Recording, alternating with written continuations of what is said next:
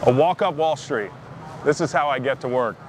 Let me tell you why the intersection of Wall and Broad matters. Henry Hudson sailed here on behalf of the Dutch, and they established Lower Manhattan as the first Western settlement in New York State. And they set up Wall and Broad as the central marketplace, right here at this corner. And so 175 years later, when George Washington was sworn in, that went down right here, 1789.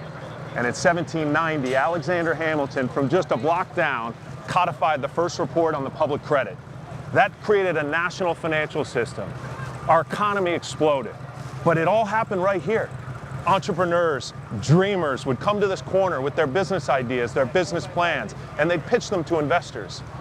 But the investors wanted to know, if I give you some dough to go build your business and I change my mind, how will I get the money back?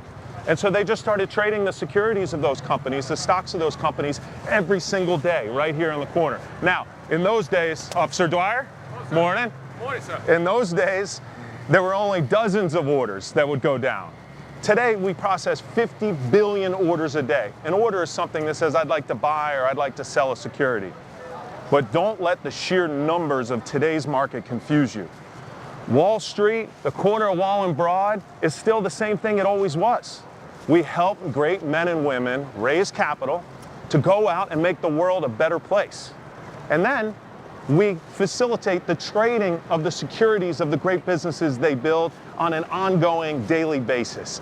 That, in a nutshell, is capital markets. Now I'm speaking to you underneath the iconic New York Stock Exchange facade. But now I want to take you inside to give you a sneak peek on the inner workings of free enterprise, the unique brand of free enterprise we have in America and at the New York Stock Exchange. Come with me.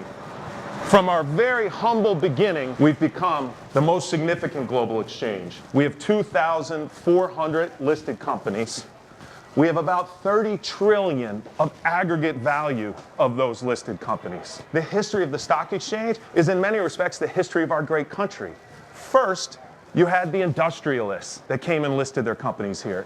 Our longest listed company, Con Edison, has been listed for 194 years. Then we had the railroads, automobile companies, and then the airlines. Fast forward to today, we have tech companies. Jack Ma of Alibaba can point to over 1 million people that have risen up out of poverty because of this great business. But in order to grow that business, what did he do?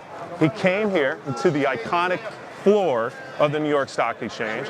He raised $24 billion for his company and $5 billion in the opening trade, and was able to take that money, reinvest it back into the economy, back into his investors. The very first security we ever traded is from Alexander Hamilton, and he solicited investors to invest and create Bank of New York, a company that's over 225 years old. In fact, older than the New York Stock Exchange itself. But Alexander, I think even though he'd be shocked by the scale and scope and some of the blinking lights and colorful jackets down here, he'd know what we're doing. We're just, morning guys. Morning, how you doing? Good to see you, good to see you. You know, just a note, we have had the media move in here to the New York Stock Exchange, and I love it. I absolutely love that. And not just because our listed companies can use it to get their message out, but also because it celebrates free enterprise. The number of people in poverty all around the world has declined by 80% during my lifetime. And that's due to the great impact of free enterprise, respect for trade, respect for globalization, all of the great things that come from originally Alexander's vision. I'm here under the bell podium. One of our favorite traditions is the bell ringers get to sign the bell ringing book. And whether it's Darren Woods, the CEO of ExxonMobil, or DJ Khaled coming in to represent and promote a nonprofit that he's associated with, I love to flip through this book. It's an absolutely great time. Yeah, I'm gonna pull you over to the side here. We have a big crowd. I wanna get out of their way. Morning, guys. Morning. Morning, morning. You can see here, this is the floor of the New York Stock Exchange behind me. Now, people have gathered to celebrate my favorite moment.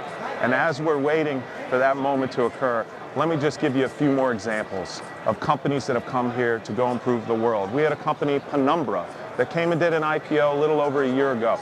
And they make a stent that you put into a stroke victim's heart. As it happens, my own grandmother passed away of a stroke. And so I take great enjoyment out of a company like that raising money and being able to go improve the world by producing more stents and bringing more healthcare solutions to people all around the world. I could repeat that example over and over again.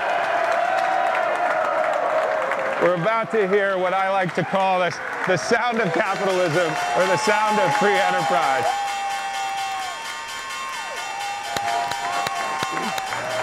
Thanks, guys. This is why this place matters. This is why that intersection of wall and broad is so historic.